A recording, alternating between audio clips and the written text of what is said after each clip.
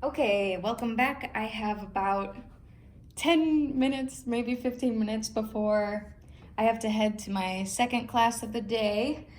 But I think we have enough time to get those last few details about the PV loop that I just didn't want to include them in the PV loop basics video. So first thing is systole and diastole. So we said in our cardiac cycle that two of our phases were systole, and then the second two phases were diastole. So we're going to see the same exact thing in our PV loop. So we said isovolumetric contraction and ejection were systole, and systole on this graph is going to be isovolumetric contraction and ejection. So it's the same thing. So you could even say that systole on a PV loop is point B to point D. Or on an exam, they might say B to C to D, something like this. Like, where is systole on the PV loop? Systole, which again, systole is contraction, B to C to D, or they could say B to D. Okay, and then we just have to complete the loop for diastole. So systole was this first half of our counterclockwise rotation on the loop. Now diastole, or relaxation, is going to be D to B. So after ejection, we can start relaxing with our isovolumetric relaxation, and then we're still relaxing during our filling phase, because relaxing was we're either dropping pressure or we're maintaining low pressure. So diastole could be on a PV loop, D to A to B, or D to B, just depends if they just want to kind of like cut out that A step just to show that you're going all the way around for that half of the loop. So we had systole, or contraction, here, and then we had diastole, or relaxation, to complete the loop. Now we have some not so fun random things to remember. Again, so some more terms. We have EDV and ESV.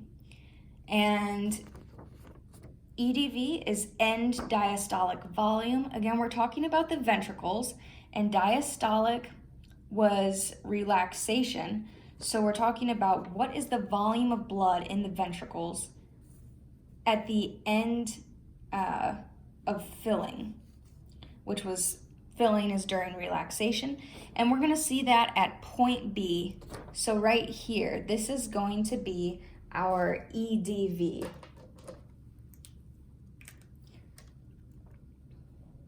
End diastolic volume. So it's just a measure of the amount of volume that's in our ventricle at the end of filling. Next we have ESV, which is end systolic volume. Systolic was our contraction. So after ejection, how much volume of blood do we have in the ventricles after we ejected blood to the arteries? And we can find our ESV at point D. So ESV is going to be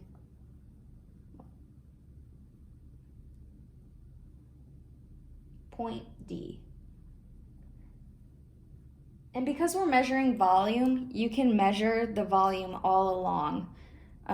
It technically, end diastolic volume starts at point B, but yeah, because the volume is staying the same, you can just measure it, because what we're doing is we're measuring it along this x-axis.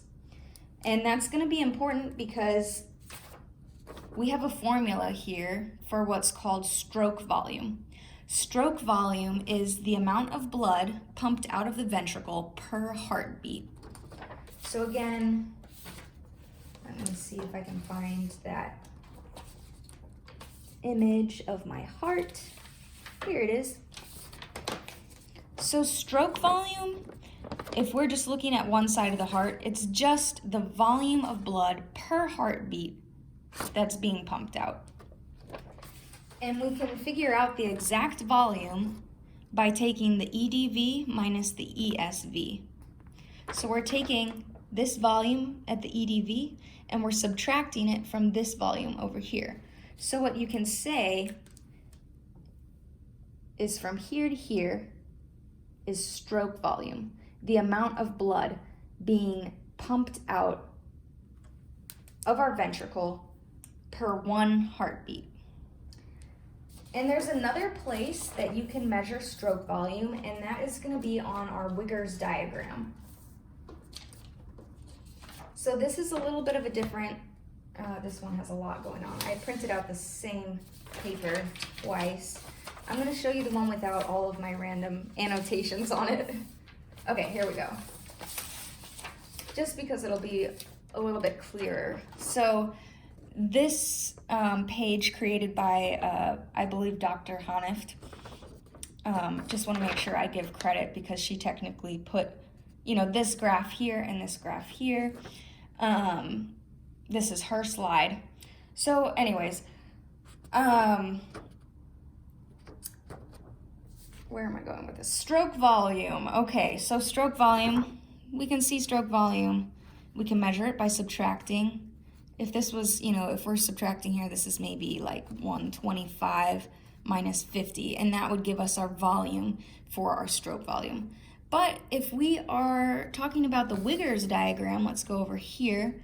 This is our Wigger's diagram. It looks a little bit different because you can see we put some labels in so that it would match up to these labels over here.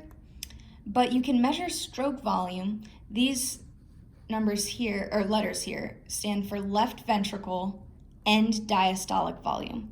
And this EDV was what we saw right here. And then left ventricle end systolic volume, ESV, is what we saw over here. So what we're doing is, since this Wigger's diagram shows volume over time, our volume is dropping, and we can subtract that highest volume in the ventricle, in this case it's the left ventricle, and subtract it from the lowest volume in our left ventricle. So that's another place you can find the stroke volume. The first one, and I think the easiest one, is just going here, following the line down from your point B here, which would be your end diastolic volume, and then subtracting it from your point D, follow it down to 50, because point D was your end systolic volume. And you can see too, up here it would be, you know, around 120, and then you're measuring kind of, it's maybe 50 or 45, or actually that's definitely not 45. But you go across and you subtract.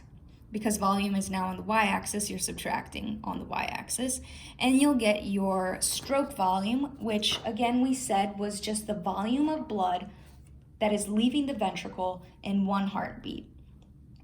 So in this video, we went over some key things. First, where you're gonna find systole and diastole on your PV loop.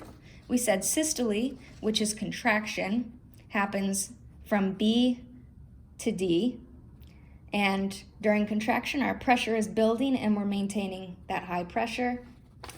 And then diastole on our PV loop was D to B. So we were relaxing for diastole, and pressure was dropping and maintaining that low pressure. And we can just see these two, sorry, I'm going out of frame. These two terms here, end diastolic volume and end systolic volume, we could find them on the graph. The volume of blood left in the ventricle after filling is going to be point B, and the volume of blood left in the ventricle after ejection is going to be point D. And then you can subtract the higher volume, because volume is our x-axis, so higher is going to be over here, from your lower volume to get your stroke volume. And I have plural here and the singular for ventricle. Really, it's because what is happening in the left ventricle is simultaneously happening in the right ventricle at the same time, but we're only ever measuring it in one ventricle. So that is everything for this video, and I'm going to head to my next class after I drink the last of my coffee. Okay, thank you.